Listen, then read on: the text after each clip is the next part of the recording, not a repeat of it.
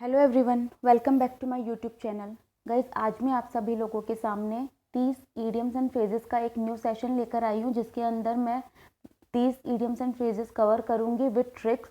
तो guys, without further ado, let's get started. Guys, आज जो मैंने फर्स्ट ईडियम ली है वो है अ बी हाइव। बी हाइव का अब बी हाइव का मतलब, सबसे पहले तो हम ये जान लेते हैं मतलब क्या होता है। तो अब बी हाइव का मतलब होता है अ वेरी बिजी प्लेस। जो बहुत ही व्यस्त जगह हो उसे हम अब बी हाइव कहेंगे। तो अब हम इसे याद कैसे रखेंगे, जैसे कि इसका हम लिंक कर सकते हैं कि जो बी हाइव होता है वो आपने देखा होगा कि मधुमक्खियां हमेशा अपने काम में ही बहुत ज़्यादा बिजी रहती है। वो आपने देखा होगा कि आज जब तक उनको कोई छेड़े ना या परेशान ना करे, उन्हें किसी से कोई मतलब नहीं रहता।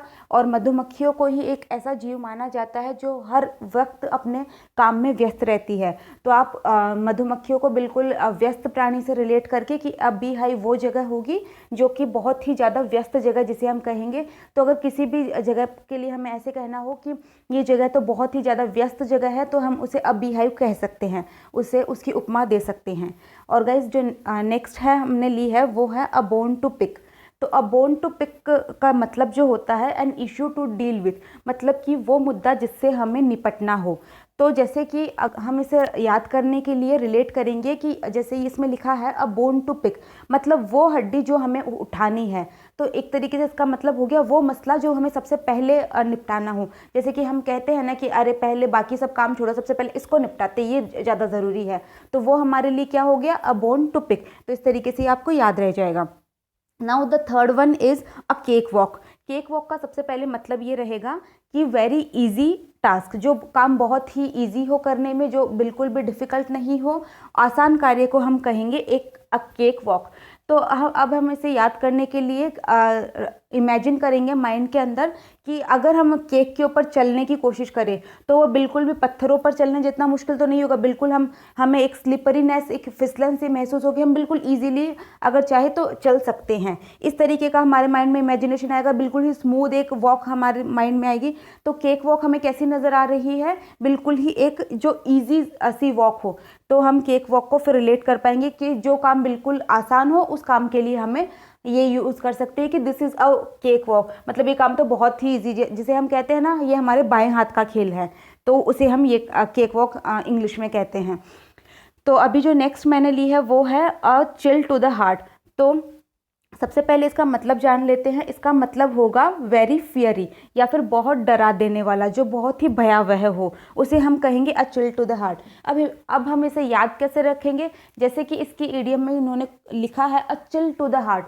चिल मतलब कि वो बिल्कुल एक तरीके से आप उसको रिलेट करो, चिल्ली जो होता है ना, जैसे चुभन हो, जिससे हमें परेशानी हो, उस तरीके का जब हमारे हार्ट को फील हो रहा हो, मतलब हमें बहुत ज़्यादा डर लग रहा हो, तो चिल को हम चिल्ली से रिलेट करके कि जो हार्ट को बिल्कुल चिल कर दे एकदम, हम उसको चिल, जो वो बिल्कुल चियरी वाला चिल होता है उससे नहीं, चिल्ली से रिलेट करके याद करेंगे कि वो चीज़ जो हमारे हार्ट को बिल्कुल चुभे, एक तरीके से डराए, वो हो जाएगा a chill to the heart very fiery. ठीक है, फिर उसके बाद में अभी नेक्स्ट में हम चलते हैं, जो कि हो जाएगा अ क्लोज फिस्टेड पर्सन। तो सबसे पहले इसका मतलब जान लेते हैं। ये होता है माइजर, कंजूस, जो बिल्कुल भी पैसे खर्च करने वाला नहीं हो। तो हम इसे याद कैसे रखेंगे, जैसे हम इमेजिन करेंगे अ क्लोज फिस्टेड पर्सन, मतलब एक इंसान है, उसके मुट्ठी में बहुत सारा पैसा है, लेकिन वो इतना ज़्यादा कंजूस है कि उसको बिल्कुल उसकी यूज़ के लिए उससे उसके घर वाले पैसा मांग रहे हैं, लेकिन वो बिल्कुल अपनी मुट्ठी खोलने को ही रेडी नहीं है कि नहीं, मुझे पैसा नहीं देना, भले ये काम हो चाहे ना हो। तो अ क्लोज फिस्टेड पर्सन को आप इमेजिन करो, और क्लोज फिस्टेड पर्सन जो बिल्कुल पैसा फैमिली को भी देने में एग्री नहीं कर रहा हो, वो क्या हो जाएगा, कंजूस पर्सन, क्लोज फिस्टेड पर्सन। फिर उसके बाद में चलते हैं हम नेक्स्ट की ओर। तो वो है a flash in the pan.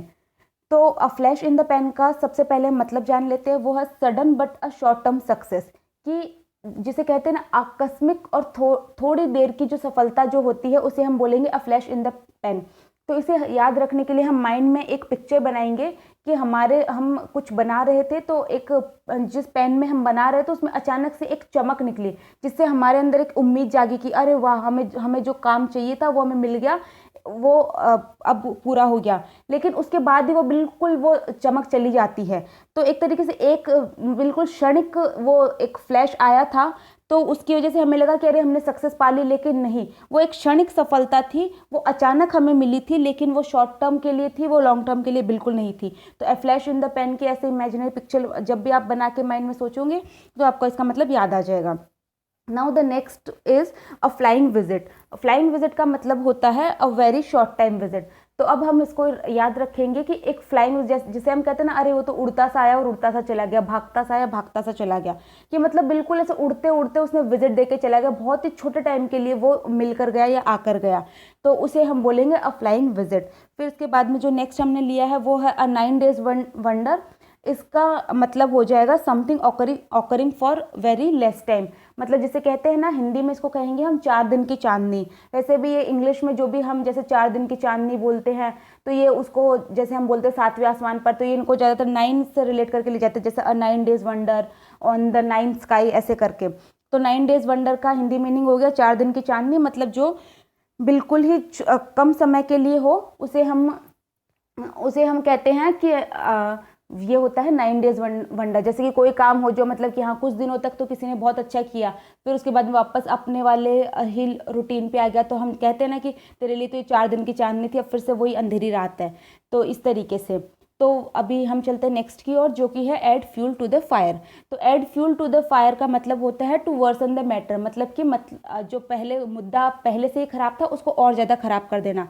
और जैसे कि आप देख सकते हैं इसके मीनिंग में ही छुपा हुआ है कि पहले से ही फायर लगी हुई है, अगर आपको नहीं चाहिए थी वो फायर, तो उसमें अगर हम उसको मिटाना होगा तो ऑब्वियसली हम पानी ऐड करेंगे, लेकिन अगर हम फ्यूल ऐड कर रहे हैं तो मतलब हम सिचुएशन को और ज़्यादा खराब कर रहे हैं। तो add fuel to the fire हो जाएगा टू वर्सन द सिचुएशन। फिर चलते हैं हम नेक्स्ट की ओर, जो कि है एसिड टेस्ट। एसिड टेस्ट का मतलब हो जाएगा guys a very tough test, जो बहुत ही डिफिकल्ट टेस्ट हो, जो बहुत ही मुश्किल टेस्ट हो, उसे हम कहेंगे एसिड टेस्ट। तो एसिड टेस्ट का जैसे कि हम याद रखने के लिए कहेंगे कि भाई तुम टेस्ट ही एसिड से ले रहे हो। जैसे नॉर्मली लोग ऑनलाइन टेस्ट लेते हैं, ऑफलाइन टेस्ट लेते हैं, पेन से लेते हैं, पेपर से लेते हैं, तुम एसिड से टेस्ट ले रहे हो। तो एसिड से टेस्ट एक तरीके से पहले से सुन के ही लग रहा है कि कितना टफ टेस्ट होगा। तो जो टेस्ट या जो टास्क बहुत ज़्यादा टफ होगा उसे हम कहेंगे acid test. Now the next is arm to the teeth. इसका मतलब होता है हैविंग वेपन्स, मतलब हथियार जिसके पास में हो। अब हम इसे याद रखने के लिए इसको देखेंगे कि arm to the teeth. Arm मतलब होता है जो शस्त्रों से वो भरा हुआ हो, तो उसके तो दांतों तक पे शस्त्र लगे हुए, उसने जैसे कि आप इमेजिन करो कि अपने दांत में भी एक वो कारतूस छुपा रखा है, तो भाई वो तो पूरा का पूरा शस्त्रों से भरा पड़ा है, उसके पास तो बहुत ही ज़्यादा शस्त्र है। तो आर्म टू द टीथ, जिसने कारतूस तक ऐसे अपने दांतों में ले रखा हो, तो वो तो उसको हम कहेंगे कि उसके पास में वेपन्स है, हैविंग वेपन्स वाला बंदा है वो। अभी हम चलते हैं नेक्स्ट की ओर, जो कि हो जाएगा around the clock. Around the clock या राउंड द क्लॉक का मतलब होता है एवरी टाइम, मतलब हर समय, मतलब 2400 घंटे। कि आप इसको याद रखने के लिए करेंगे कि वो तो around the clock any time घड़ी के आजू बाजू घूमता रहता है कि भाई हाँ इस टाइम पे ये करना, उस टाइम पे वो करना, मतलब वो 2400 घंटे ही लगा ही रहता है, तो उसे हम कहेंगे around the clock. Now the next is at cross purposes. At cross purposes का मतलब होता है बी इन एंटी, या फिर विरोध में होना, या शत्रुता में होना, या जो मित्रवत नहीं होता है वो होता है एट क्रॉस पर्पजेस। तो हम इसे याद रखने के लिए एट क्रॉस पर्पजेस को देखेंगे। तो एट क्रॉस पर्पजेस को अगर आप गौर से देखें तो कि उसका तो पर्पस ही है मेरे को क्रॉस करना, मेरी बातों को क्रॉस करना। तो हमारी बातों को क्रॉस कौन करता है? जो हमारे एंटी रहता है, जो हमारे फेवर में नहीं रहता। तो एक तरीके से आप इसे याद रख पाएंगे कि भाई उसका तो पर्पज ये मुझे क्रॉस करने का है, वो मेरे एट क्रॉस पर्पजेस है, वो मेरे एंटी है, वो मेरे विरोधी है।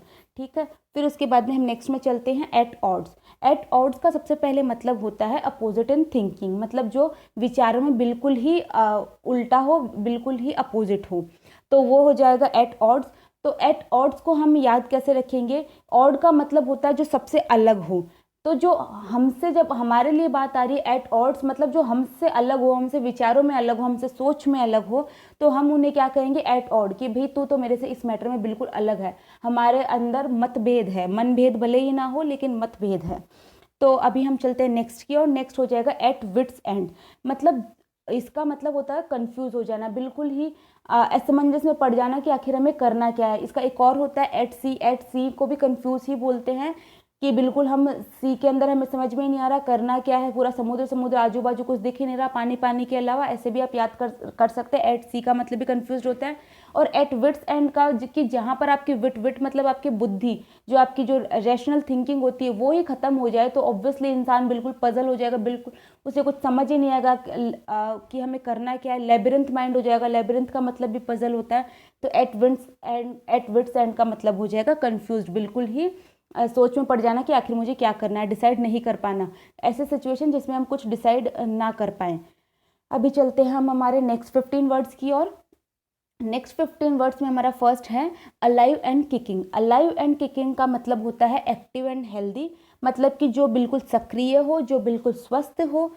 अब हम इसे याद करने के लिए देखेंगे अलाइव एंड किकिंग, कि भाई वो अलाइव है मतलब वो जिंदा है, तो जिंदा है तो ऑब्वियसली सक्रिय भी होगा। और किकिंग मतलब कि अब किक वगैरह वो ही बंदे मार सकेंगे जो स्वस्थ होंगे, जो बिल्कुल हेल्दी होंगे। ऐसे तो नहीं कि बिल्कुल कोई बीमार पड़ा है वो ये सब कर लेगा। तो अलाइव एंड किकिंग को आप, अलाइव मतलब बिल्कुल सक्रिय स्वस्थ, अलाइव एंड किकिंग वो ही लोग हो पाएंगे जो बिल्कुल सक्रिय हो, स्वस्थ हो, जो बिल्कुल हेल्दी हो। उन लोगों को हम बोलेंगे कि भाई हाँ ये बंदा अलाइव एंड किकिंग है, बिल्कुल भी आलसी नहीं है। अब हम नेक्स्ट की ओर चलते हैं जो कि है ऑल ईयर्स। ऑल ईयर्स का मतलब होता है जो सुनने के लिए उत्सुक हो, जो बिल्कुल हम जैसे कहते हैं ना कान लगाए खड़ा है, जैसे कि कहते हैं कि दीवारों के भी कान होते हैं, उस तरीके से। तो जो ईगर टू लिसन हो, जो बिल्कुल ही सुनने में हमारी बातों को सुनने में बहुत ही ज़्यादा उत्सुक हो, अपने सारे के सारे कान खड़े करके ही बिल्कुल ऐसे बैठा हो, गेट पे ताक लगाए ही, तो उन्हें हम बोलेंगे ऑल ईयर्स। फिर हमें नेक्स्ट की ओर चलते हैं जो कि है ऑल ग्रीक। ऑल ग्रीक का मतलब होता है अजीब, जो बिल्कुल अनजान हो, जो स्ट्रेंज हो। अब हम इसे याद कैसे करेंगे कि जहाँ तक मैं समझती हूँ जो भी इस वीडियो को देख रहे हैं उनमें से शायद ही किसी को ग्रीक भाषा आती होगी, अरबी नहीं आती होगी। तो जब हमारे सामने कुछ अरबी के अक्षर लिखे होंगे तो ऑब्वियसली हम उसको नहीं समझ पाएंगे, तो उन अक्षरों से हम क्या रहेंगे, अनजान रहेंगे। तो ऑल ग्रीक हमारे लिए क्या हो जाएगी, वो चीज़ें हो जाएगी भाई ये मेरे लिए, तो जैसे कहते हैं ना काला अक्षर अक्षर भैंस बराबर होता है, उसी तरीके से जो ग्रीक भाषा होगी वो भी हमारे लिए बिल्कुल अनजान हो जाएगी, बिल्कुल हमारे लिए वही हो जाएगी। तो इस तरीके से हम ऑल ग्रीक को याद कर पाएंगे। अब चलते हैं नेक्स्ट की ओर जो कि है all one's might and main. तो इसका मतलब होता है अपनी पूरी क्षमता के साथ, अपनी पूरी शक्ति के साथ, अपनी फुल पावर के साथ में, वो हो जाएगा all one's might and main. जब आप इसका हिंदी मीनिंग निकालने बैठेंगे ना, ऑल वंस माइट मतलब खुद की पूरी शक्ति से, खुद जितना भी वो कर सकता था उससे जब हम 100% हमारा इनपुट देंगे, एफर्ट्स लगाएंगे, तो all one's might and main का बिल्कुल इसी के अंदर क्लियर मीनिंग निकल रहा है कि जब हम अपनी फुल पावर का यूज़ करेंगे, अपना 100% देंगे। अभी चलते हैं नेक्स्ट की ओर जो कि है ऑल थम्स। ऑल थम्स का मतलब होता है जो काम करने में बिल्कुल बेढंगा हो, बेकार हो, जो हर काम को बिगाड़ देता है। जैसे किसी को कहते हैं ना कि इसको काम देने का मतलब तो ये इस तरीके से काम करेगा कि दोबारा कभी देने का मन ही ना करे, क्योंकि वो हमेशा हर काम को बिगाड़ देगा। तो ऑल थम्स, तो अब हम इसे याद रखने के लिए इमेजिन करेंगे कि भगवान ने हमें एक अंगूठा और 4 उंगलियां दी होती है एक हाथ में। लेकिन अगर हम ये इमेजिन करें कि सबके सभी हमारे थम्स होते, तो ऑब्वियसली हमारी जो उंगलियां है वो उतनी एफिशिएंट, हमारा हाथ उतना एफिशिएंटली काम नहीं कर पाता और उससे हमारे सारे के सारे काम बिगड़ सकते थे। तो हम इसको इस तरीके से दिमाग में इमेजिनेशन बिठा के याद करेंगे, जब सारे अंगूठे होंगे तो हमारे काम बिगड़ जाएंगे। तो ऑल थम्स वो होता है जो कि बैड एट वर्क्स होता है। अब चलते हैं हमारे नेक्स्ट वर्ड की ओर जो कि है अल्मा मैटर। अल्मा मैटर का मतलब होता है गाइज हमारा जो पहला शिक्षण संस्थान रहता है, जिस संस्थान में हम सबसे पहले पढ़ने के लिए गए थे उसे हम कहेंगे, जिसमें हम हमारी नर्सरी केजी या किसी ने फर्स्ट से शुरू किया है तो वो पढ़े थे, उसे हम कहेंगे हमारा अल्मा मैटर फर्स्ट स्कूल। इसे तो आप वैसे भी ऐसे भी याद रख सकते हैं कि अल्मा मैटर, कि ये अल्मा मेरा पहला मैटर था। अल्मा माँ के बाद में जो पहली स्कूल, अल्मा के अंदर से आप माँ निकालिए कि माँ के बाद में जो पहला मैटर, अल्मा से आप माँ निकालिए और MATER को आप MATTER मैटर जो होता है, जो माँ के बाद में पहला जो ज्ञान का मैटर मुझे जहाँ से मिला वो मुझे मिला मेरी फर्स्ट स्कूल से। तो इस तरीके से आप रिलेट करके इसको याद कर पाएंगे। अब चलते हैं गाइस हमारे नेक्स्ट वर्ड की ओर जो कि है ऑल्टर ईगो। ऑल्टर ईगो का मतलब होता है बहुत ही नज़दीकी दोस्त, बहुत ही हमारा जो प्यारा प्रिय दोस्त होता है उसे हम कहते हैं ऑल्टर ईगो। तो अब हम इसे याद कैसे करेंगे कि आखिर ऑल्टर ईगो का मतलब वेरी क्लोज फ्रेंड हुआ कैसे। तो ऑल्टर ईगो का मतलब हम ऐसे निकालेंगे, हम तोड़ेंगे अल्टर और ईगो। तो ऑल्टर का मतलब क्या होता है, एक तरीके से बदल देना या चेंज कर देना। ईगो का मतलब हमें पता है कि घमंड, हमारे अंदर जो एटीट्यूड है हम उसे कह सकते हैं। तो जो हमारा ईगो भी ऑल्टर कर दे, कि हमारे अंदर अगर बहुत ज़्यादा है लेकिन हम उसके सामने वो ना वैसा ना रहें, बिल्कुल हम उसके सामने चेंज हो, तो वो किसके सामने होगा, हम अगर कोई हमारा बहुत ही क्लोज फ्रेंड है तो ऑब्वियसली हम उसके सामने इस तरीके का रिएक्ट कर पाएंगे। तो आप ये ऐसे याद रखोगे कि ऑल्टर ईगो का मतलब वेरी क्लोज फ्रेंड इसलिए होता है क्योंकि वो हमारे ईगो को ही ऑल्टर कर देता है, अगर हमें खराब ईगो है तो इस तरीके से हम रिलेट करके याद कर पाएंगे। फिर चलते हैं हमारे नेक्स्ट वर्ड की ओर, जो नेक्स्ट इडियम की ओर, जो कि है एन आई। तो इसका मतलब होता है जैसे को तैसा, या फिर इसे और कहेंगे टिट फॉर टैट। तो अब हम इसे इमेजिन करने की कोशिश करेंगे कि भाई हमें किसी ने आँख दिखाई, हमने भी उसको आँख दिखाई, इसी तरीके से ये क्रम चलता रहा। तो एन आई फॉर एन आई, आँख को आँख दिखाते रहे तो जैसे को तैसा मिलता रहा। उसने क्या सोचा, हम कम है, नहीं जी हम भी कम नहीं हैं। तो एन आई फॉर एन आई का मतलब होता है जैसे को तैसा देना। इस तरीके से आप इमेजिन करके इसको बिल्कुल नहीं भूलेंगे। अभी चलते हैं हमारे नेक्स्ट वर्ड की ओर, जो कि है Apple of Discord. Apple of Discord का मतलब होता है जो झगड़े का कारण हो, जो वस्तु या जो भी मुद्दा क्वेरल का कारण बने, झगड़े का कारण बने, फाइट का कारण बने, उसे हम बोलेंगे एप्पल ऑफ डिस्कॉर्ड। डिस्कॉर्ड का मतलब आप सभी लोगों को पता होगा कि जो मतभेद होता है। तो इसमें है कि हम ऐसे इमेजिन करेंगे कि ये जो एप्पल है ना, ये एप्पल ऑफ डिस्कॉर्ड है, ये मतभेद वाला एप्पल है। मतलब अगर इस एप्पल को किसी ने भी उठाया ना तो मतलब लड़ाई होगी। तो इस तरीके से हम इसको याद रख पाएंगे। अब चलते हैं हमारे नेक्स्ट वर्ड ईडियम की ओर, जो कि है apple pie order. Apple pie order का मतलब होता है जो बिल्कुल सभी व्यवस्थित हो, बिल्कुल ही अरेंज हो, बिल्कुल भी अस्त व्यस्त नहीं हो, बिल्कुल भी बिखरे हुए नहीं हो, उसे हम कहेंगे एप्पल पाई ऑर्डर। अब हम इसे याद कैसे करेंगे, तो इसके अंदर हम देखेंगे कि लिखा हुआ है एप्पल पाई ऑर्डर, मतलब कि एप्पल। अब हम इस पाई को रिलेट करेंगे, जो होता है ना पाई पाई, उसका बिल्कुल हर एक भाग। तो एप्पल की पाई पाई ऑर्डर्ड थी, बिल्कुल जची हुई थी, बिल्कुल सेट किस्म में रखी हुई थी। तो मतलब एप्पल की पाई पाई बिल्कुल ही ऑर्डर्ड वे में रखी हुई थी, तो मतलब सब कुछ ऑल अरेंज था। तो एप्पल पाई ऑर्डर हो जाएगा ऑल अरेंज। फिर हम चलेंगे हमारे नेक्स्ट वर्ड की और इसमें सॉरी एक मिस्टेक हो गई, एट लॉगर हेड्स एक साथ नहीं है, ये एट और फिर स्पेस लॉगर हेड्स है। तो एट लॉगर हेड्स का मतलब होता है अनफ्रेंडली, मतलब वही जो हमारा मित्र नहीं हो, जो हमारा शत्रु हो, जो हमारा विरोधी हो, उसे हम कहेंगे at loggerheads. At loggerheads को अब हम याद कैसे करेंगे कि आखिर एट लॉगर हेड्स को अनफ्रेंडली कहते हैं। तो एट लॉगर हेड्स को हम पहले ब्रेक करेंगे। एट लॉगर हेड्स कि उन्होंने, जैसे कि आपने सांड वगैरह की लड़ाई देखी होगी, उसके अंदर वो अपना सिर से सिर भिड़ाकर लड़ते हैं। तो लॉगर हेड्स को हम रिलेट करेंगे लॉकर हेड्स की, वो अपने बिल्कुल सींग जो होते हैं, हेड जो होते हैं, वो लॉक कर लेते हैं और फिर लड़ाई करते हैं। कि जब बिल्कुल लॉक करके हेड से हो लड़ाई करते हैं तो वो एक तरीके से अनफ्रेंडली लोग ही तो करेंगे, हम अपने फ्रेंड से तो ऐसे करने नहीं बैठेंगे। तो ये कंडीशन कब अराइज होगी, जब अनफ्रेंडली कोई सामने बंदा होगा। तो लॉगर हेड्स, लॉक करके हेड्स हम तब लड़ाई करेंगे जब सामने अनफ्रेंडली बंदा होगा। तो एट लॉगर हेड्स का मतलब हो गया एन अनफ्रेंडली।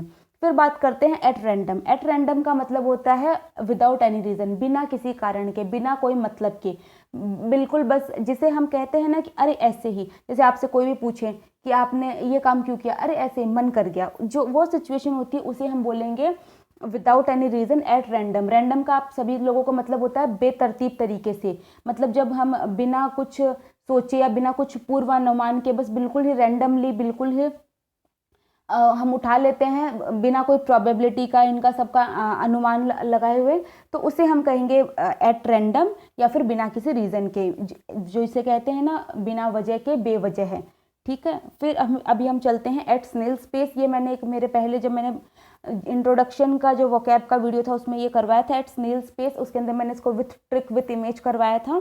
तो अगर आप चाहे तो वो वाला वीडियो भी देख सकते हैं, मैंने उसकी प्लेलिस्ट का पूरा लिंक इसके डिस्क्रिप्शन बॉक्स में दिया हुआ है।